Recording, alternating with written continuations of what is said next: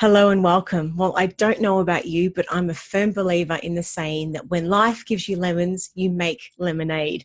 Now, this, of course, is a proverbial phrase that is used to encourage a can-do attitude in the face of adversity or difficulty in life. And that's perfect for what we're living through at the moment, through this challenging COVID-19 era and, of course, life in lockdown.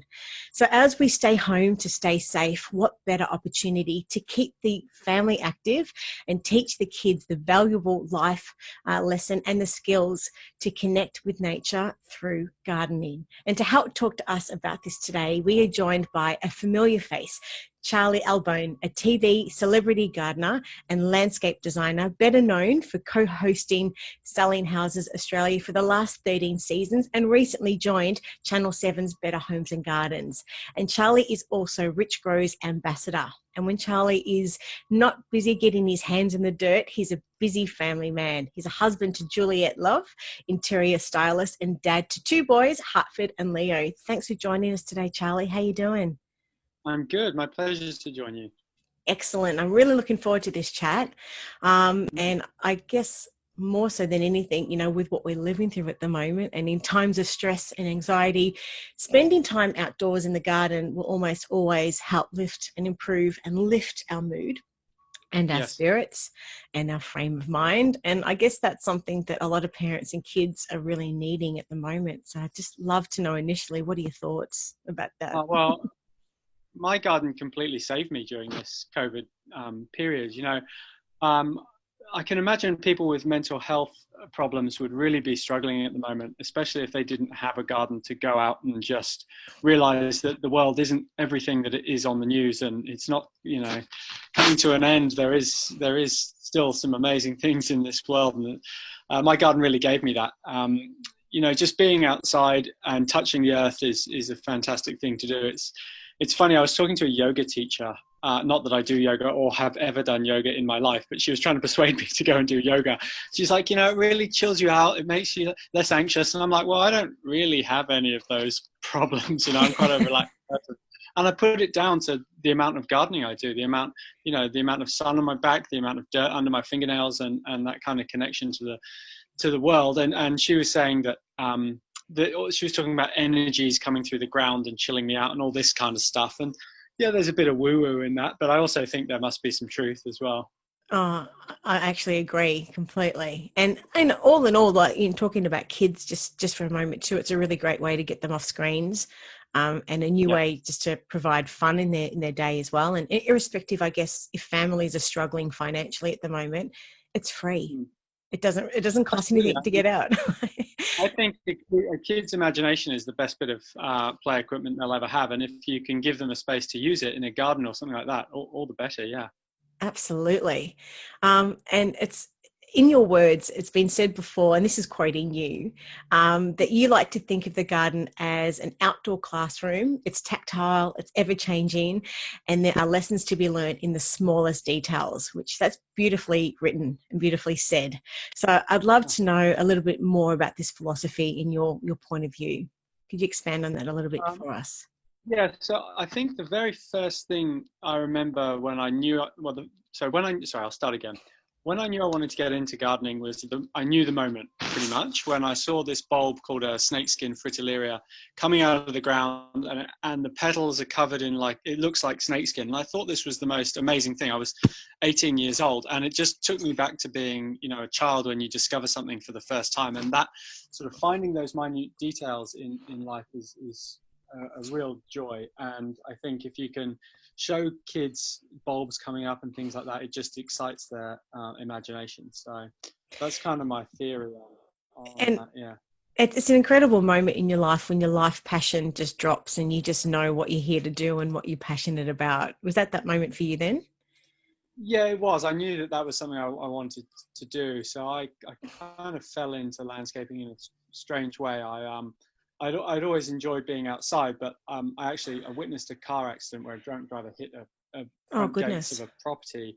And I went in and said, look, I know the car, this was the car in the number, and he offered me a job. And that sort of, I just love that kind of the way that it Serendipity. came about, and then seeing these things. yeah, and then seeing the things in this guy's garden, like the bulbs coming up and the changing of the seasons and stuff like that, really, yeah, just I knew that's something I wanted to do. Yeah. And do your two boys, I guess, share the same passion at all? They love being outside. They do. You know, gardening with children and gardening itself is two different things. So you can't expect to get stuff done when you've got kids in the garden with you. If you've got a list of gardening jobs to do, the kids are not going to help you, but they're going to be out. You know, if you're cutting lawns and things like that, they can be playing and stuff like that. But getting you know, stuff pruned properly, or you know, a garden bed successfully weeded or something like that, it's just not going to happen with kids. But it's great to have them around and enjoying it, and you know, getting them started dipping their toes in the water as such. Yeah. Well, that being said, what lessons do you think that gardening can actually teach children then?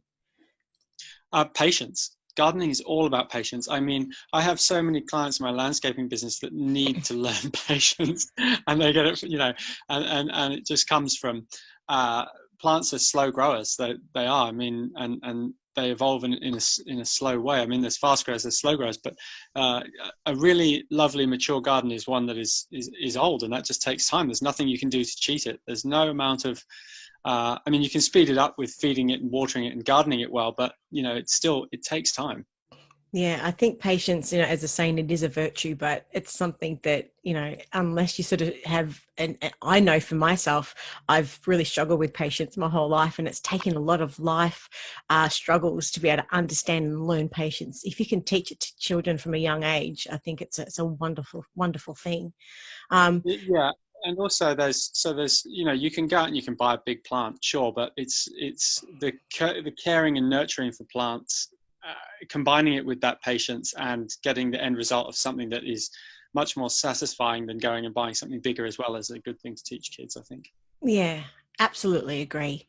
Well, I've done a little bit of research on other stuff that it can teach kids, and I just wanted to run through them to get your thoughts on them. Yeah, okay. The first one is that it can teach kids about how life starts from the ground up, and of course, where their fruit and vegetables come from in particular. Um, Yeah. and there was some research that had shown that when kids have a part in growing their own vegetables, that they're actually more likely to eat them. And another study, this particular one was from the University of Florida in 2016, but they found that the benefits that continued into adulthood, as more so as the college students ate more fruit and vegetables as adults when they actually grew them as kids, which is interesting. So what are your thoughts on That's really that? interesting.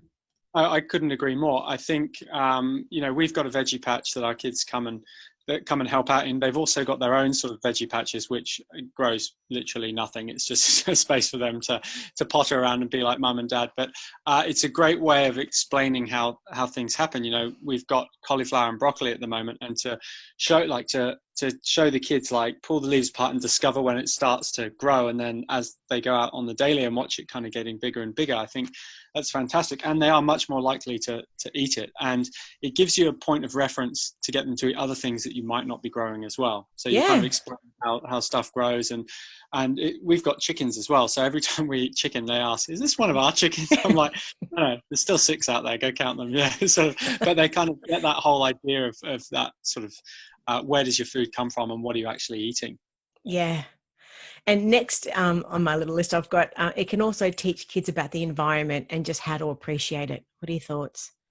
Yeah, definitely. So we have a compost heap as well, which is you know, and separating your waste out, and I mean, it's amazing when you start a compost how much green waste you actually make in your kitchen. It's staggering, really, and it's really good to show the kids that. Make sure they separate their recyclables properly, and you know, it just, the more you can teach them about that stuff, it just ingrains it into them, and then they don't have to think about it when they're older. They just do it. And just the early lessons about sustainability as well, I guess, which is really, Yeah, really totally. important on that. And showing them the stuff that actually does go in the bin and does go in landfill, and that can't be recycled or reused, then it's kind of good to show them that too, because they need to know the whole picture. Oh, couldn't agree with you anymore. Next on our list, we've got how to nurture the growth of something that is just alive. So, and that's what you were sort of talking about before, I guess, too, is just the patience of having something maybe that's small that's going to take time to grow. I don't know. What are your thoughts? Nurturing plants is so satisfying when it goes right, but it can be so disheartening when it goes wrong as well. But it's really good to show kids how things grow. If you overwater them, if you don't water them enough, what happens to them? Why did that happen? And I mean, kids are smart. They'll put two and two together if you're not doing something right and it's not looking its best. So that's a lesson for them to learn themselves. But you give them the tools to start off, teach them they need water, they need light. Why is it burning on the edges? Does it have too much water? Is it too much sun?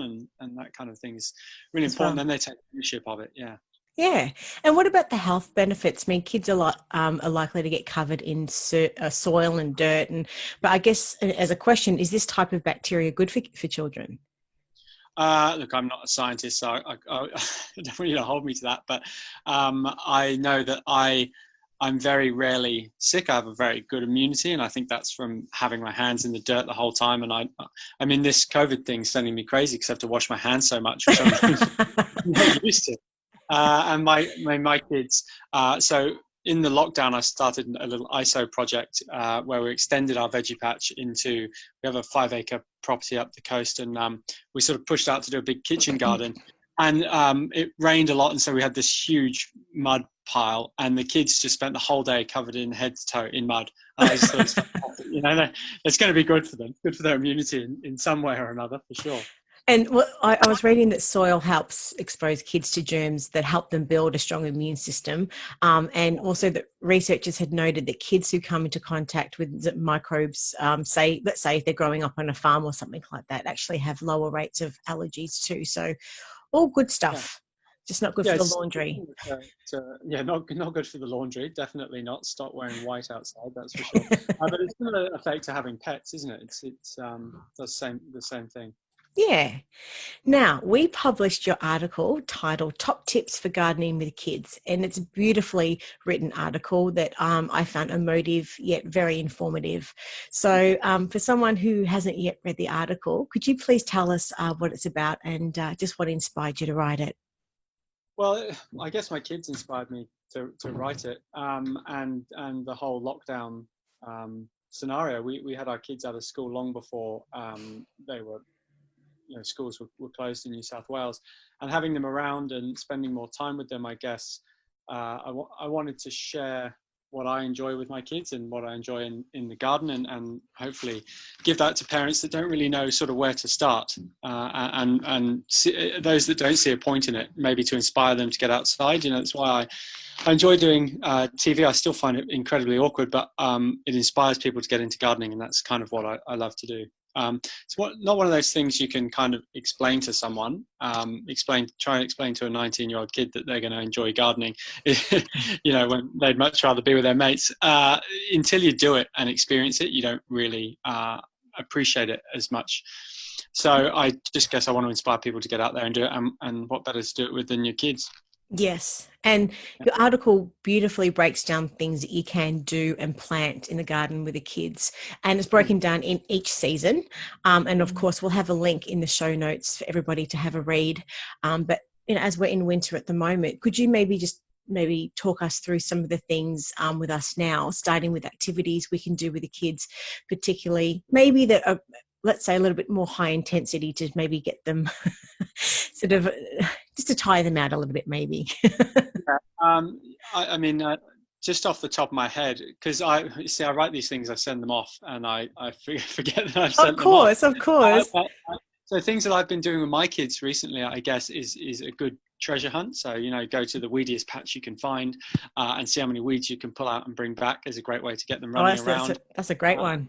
Chasing them, compost again is a fantastic one, because you go back and you've got to turn your compost heap and all that sort of stuff. So that wears them out as well. The veggie patch at the moment, like I said, is broccolis and cauliflowers and stuff. Stuff's growing a bit slow at the moment because it's winter and kids, as we said, don't really have the patience. So try some fast growing things. Radishes and spinach will always germinate throughout the year. You can do stuff in the house and then take it out as well. So yeah, there's plenty that can be done with kids. Yeah. Oh, your article mentioned things like raking up leaves, digging and running even back and forth to fetch things like watering cans and gloves can sometimes tire the kids out, just get them sort of running some errands. But I guess the time in the gardens can sort of be educational too. And you do mention even just teaching them how different tools work and lawnmowers and those types of things. Yeah, when it's really cold, you can head up. Well, we head up to the shed and I show the kids the tools and that sort of stuff. But one thing I used to do with my mum when we lived in Hong Kong was every time we plant something, we'd use the plant pots and turn them upside down and put some string in them and a cut off hose and make stilts out of them and have stilt races. Oh, that is If that beautiful. makes sense. So, I mean, that's a fun thing that people can be doing now. So you get the whole process of planting something in the ground, watering it, looking after it, but then what do you do with the pots? Rather than throw them out, you can turn them into stilts. Yeah. Oh, that's beautiful imagery of you as a kid actually doing that as well. So I mean, it's just using the time for being creative. And that's another thing that you mentioned in the articles. You can use the time to plan a project. So let's say if they had the chance, what would they do with the outdoor space, and the chance for them to think creatively, what would they actually do? So yeah, spending time, I guess. I mean, have you done anything like that with the kids before as well? Any creative projects out in the garden? Yes, we sort of did a design your own cubby house type thing, and then tried to combine them because obviously I've got two kids and they both wanted exactly what they'd had. So we had to sort of work out how we combine the two. And in the end, we just, so we were inside whilst it was raining, drawing up these things. And I was actually doing a bit of work, doing some drawing, and they were asking what I was doing. And I was trying to help them and how do you design a good cubby house? But then we went outside to build it. And we didn't actually get around to building it because they wanted a treehouse 20 foot tall with a slide and a jet airplane. But that's their imagination. But we ended up building, exactly, that's their imagination. We ended up building an obstacle course with using that as inspiration, with seesaws and I mean I've got bricks laying around everywhere and stuff. So that kind of a thing, which they love doing, and it was a great way to get them outside, keep their imaginations going. Yeah, so I guess, spending time in the garden is really just that perfect circuit breaker for challenging days with the kids, and it's a healthy, fun and fulfilling way to keep them active and to exercise. And especially, I guess, those long winter days when, at the moment, when we can't sort of go to the park or the jungle gym or the library or whatever. But you've mentioned a couple of times two different things that we could be planting and growing for this time of year. So what can you suggest? What is good to grow in plant and grow, in winter? So yeah, winter, you really sort of need to be planting in autumn to get your broccolis and your cauliflowers. Your kale you can plant all year round, which some people love, some people hate. You're kind of in the zone now where you could start planting for spring, but you'd need to have a really warm area. So when there's no more frost, if you've got a greenhouse, or you can start planting some seeds inside, which is a nice thing to do with kids, even if you're using old eggshells as seedling to raise some seeds in, then you can plant those directly in the garden. And any of the lettuces, they'll germinate all year round as well. Yeah. And I mean, that being said, you've long advocated also, and you've mentioned earlier on in the chat about the mental health benefits that come along with gardening. Can you just for a moment maybe tell us a little bit more about this, and I guess where your passion sort of came from or comes from? Yeah. Look, I think I realized that gardening was so good for mental health when I was weeding, and it kind of dawned on me that weeding is one of those jobs that will never, ever be finished, ever in your whole entire life. You'll never finish weeding your garden, because as soon as you finish, there's always going to be another weed that pops up and you can do it all over again. And you kind of realize that, okay, well, this isn't a job to be finished. This is just something that needs doing. And you use that time to zone out and enjoy the quiet time. And don't get upset if one of the kids runs out and you need to go and do something with them, because the job was never going to be finished in the first place, if that makes sense. So it's something you can always go back to and just chill out and zone out and pull weeds. And I think having that mindset with gardening, understanding that it's a growing, living thing that you're dealing with, really takes the stress out of life. You're not trying to create perfection. People see these perfect gardens and they try and create perfection, but that's just a snapshot in time when someone's just finished cutting all the hedges or something like that. So yeah, don't be so hard on yourself, people. Just enjoy it. Enjoy the small things in life. I must say, my grandmother has always, her garden has been her thing, and even no matter what your age, it's she lives by herself, but it gives her that ability. She knows at what time of year she needs to do and prune and to be planting, and she has that sense of purpose that keeps her going, and not just from a mental perspective, but physically as well. So, Yeah. I think irrespective of what your age is, there's just so many benefits. She Oh yeah. also, yeah, sorry, go. I was going to say my mum's a keen gardener as well, and for those that are a bit, bit worried about taking on a garden or keeping a garden up, a garden diary is a fantastic way to make sure that you're always, you're always doing the right thing. Make a note, and then if there's a mistake or something, flowers late or come, you get frost on some fruit that shouldn't have, then you can look back to when you planted it and when you fed it and things like that, and it's just a great record to keep. Absolutely. Now, I just have one question because my grandmother's always talked to her plants. Do you believe in that? And what's your spin on talking to plants? No, I'm not. I'm not that crazy. I just wonder because people do. People do talk to their plants and they swear by it. Yeah, my wife talks to her plants. My wife talks to everything. She talks to our houses, our plants, everything. I'd like that. If it makes you happy, go for it. Yeah. But I I think guess everything's some kind of energy, and if you can speak to it, great. yeah. But I guess as human beings overall, we are sort of, we do generally feel happy and much more optimistic around plants and nature as they are living as well. So, and do you think it's sometimes too just the simplicity about caring for plants, given that they are living and nurturing them, that is part of what the benefits are from a mental health perspective? Yeah, absolutely. It gives you something. It sounds crazy to say looking after a plant gives you something to wake up to do. It gives you some kind of purpose, but it does. It's enjoyable to watch stuff grow and look after it. So Yeah, and I definitely. don't know why it does that, but it does that. Yeah. Yeah, and definitely, it's a sense of purpose while we are sort of in lockdown, and all great lessons for kids as well. Yeah. Now, getting back to what we were saying at the start, you're the Richgro ambassador. And for anyone that doesn't know who Richgro are, they are an Australian-owned fourth-generation business, proudly West Australian-owned, that has been helping Australian backyards and front yards, of course, grow beautifully for over 100 years. And so they're obviously doing a lot that's right. So I'd like to know from your perspective, what is it that makes, I guess, their gardening products and as a company stand out from the rest from your perspective? Well, for me, I love working with family-owned businesses, which is what it is. And like I'm a landscape designer. I work on TV. I do all of that, but at the heart of it, I'm a gardener, and that's kind of where it all stems from. And when I met with them, it was evident that they're gardeners too. And we sat down and we just started talking about what do you grow and how do you grow it, and there was just a really nice rapport there, and I understood that what they do is the best for the garden, really. And I just really wanted to be involved in them, and they took me to their plant in Western Australia, and it's absolutely incredible how they create their compost, their potting mixes, their recycling. So they've got this giant thing called, what they call it, the stomach, I think, where they collect green waste and food waste and turn it back into compost, and they use the methane as to power the plant. And it's really incredible the way that they kind of are looking at the environment as well as producing what they produce. So it's like your values aligned, given that it's Absolutely. purpose built as opposed to anything else Yeah. first. Yeah, Yeah. absolutely. Yeah. And I guess as an ambassador, that's something that it would be very important. I think for anyone that's put in their face and their name, you wouldn't be supporting anything that wasn't purpose built, of course, and driven. So yeah. Of So course. what products? And Oh, sorry, go.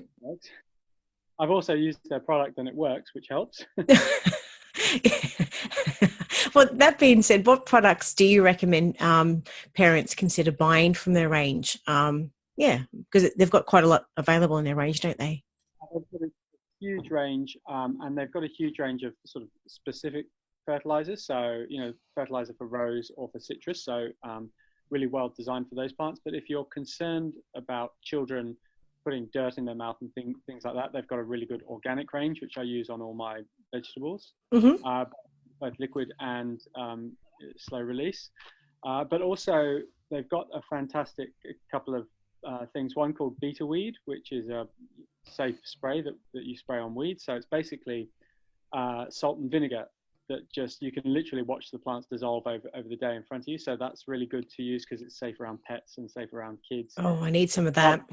Rather than something that's really toxic. And there's also Beta Bug as well. So you can spray it on your veggies and things like that to get all those pests and diseases. And it's made of like chili and garlic and lots of natural products as well. So they're really good because they're effective and they're safe. That's awesome. Well, I'll be heading straight to Bunnings to do that because my weeds are out of control at the moment down here in Melbourne with a bit of rain and everything else. They just do not stop. It's just really... Winter's the time to get your weeds out for sure. Get ready for spring. It's like butter. It just sort of just falls out of the ground. It's beautiful. But in general, what are some of your favorite products to use in the garden, just in general then? Well, I like the black marble rose food. I've started to get into roses. You go through these periods of what plants you like, and as you're sort of training in horticulture, you sort of try and go for all these new and trendy things. But then you come back to some of the old classics like climbing roses and things like that. And I've had great success with the black marble granular range and the liquid range on that, and I've used that on all my flowering plants actually, so that's a really good one. And they are bringing out a tomato food as well, so I'll be looking forward to trying that. Awesome. So all in all, I guess they've got a really strong lineup of natural, sounds like organic sort of fertilizers, soil soakers as well. What are soil soakers? So you can get this issue where your soil won't accept water. It's really odd. It gets this bacteria in it, and you can test it by you pour some water on the top of your soil, and it kind of looks a bit like mercury and just doesn't soak in. You've got a problem called hydrophobia, where basically your soil is scared of water. So you need to use a soil wetter, which allows the water to penetrate. And it's good to use it even if you don't have this problem, because it just means the water will soak really deep into the soil and get to the roots where the plants need it. So you get better, more effective watering, which is good in times of drought and things like that too. So this would be something maybe more so in warmer parts of Australia, would you say? You would still find it in Melbourne, down South Australia and all that sort of stuff. You do get it all over, and it's a good way of making sure that, water is a lazy thing. It'll take the easiest route when it hits the ground. So by using a soil soaker, it just means you get better absorption throughout the whole soil profile. Mm-hmm. Yeah. Awesome. And they've got their potting mixes and then a whole heap of different products to help control pests and diseases. So any particular ones to help sort of control those narky little critters in the garden? That beta bug I was talking about is definitely the way to go. It's all natural, the garlic, the chili, there's pyrethrum in there. So it just takes out any of those things that you don't want. Chemicals get a bad rap, and for good reason, but I think it's more about the way people use them. So some chemicals can be used really effectively if they're used properly, but a lot of people don't know how to use them, especially around kids and animals, and that can cause problems. If you're using something that's natural like beta bug, you don't really have those concerns. So it just makes for safer gardening. So talking about that, are all of their products safe for kids to have exposure to, or just certain ranges that the parents should be aware? Ranges and the organic ones. Yeah, you can be confident in the organic and the natural ranges. All the other ones, you just want to make sure you read the application and the application on directions on the back of the pack, and just do what it says. By adding more, you do not get extra growth. You do not get extra dead weeds or anything like that. You're just using it at the wrong amount, and it will just cost you money. So just do what it says on the packet. Great advice. Well, thanks for this chat today, Charlie. I've really loved this time with you. And I think overall, you've really shown us, of course, how fostering a love of gardening and just the outdoors in general is that lifelong gift that any parent can sort of give and bestow on their children. And we just hope that many and everyone listening will actually go ahead and start doing that, even if they haven't done it before. This is what a time, and that's what we said at the very start of the chat, what a time now to use this opportunity. So in general, if parents have got any other questions about their range, or whereabouts can they go to actually sort of to purchase their range then? So Richgro are stocked in Bunnings, but they're also stocked in various independent nurseries around Australia. So you can head there. The good thing about gardeners is they're really happy to give you their information for free. So if you are getting started, now is the perfect time. Just have a go. Don't worry if you get it wrong. I still kill plants to this day. But I have more successes than I have failures, and that's what keeps me going and what I love. So just have a go. Yeah. And just in closing, we've sort of covered off quite a lot of information. What sort of key messages would you have for any parent watching or listening at the moment, just with regards to getting the kids out and gardening in general? Just enjoy it, and enjoy the feedback you get from the kids when they start enjoying it. Just really cherish that, because learning something for the first time, and like I said back at the beginning when I first saw that bulb come up, that's an experience they'll only get once. So just make sure you're engaged in your kids. I live a very busy life I have a lot of work on and a bit of travel, but when I'm with my kids, I'm with my kids 100%, and that's the most important thing you can do in the garden. Yes. Thank you for your advice and for your time today, Charlie. As I said, we've really loved chatting with you. Take care, give our love to the family, and just stay safe. See ya. See ya. Bye.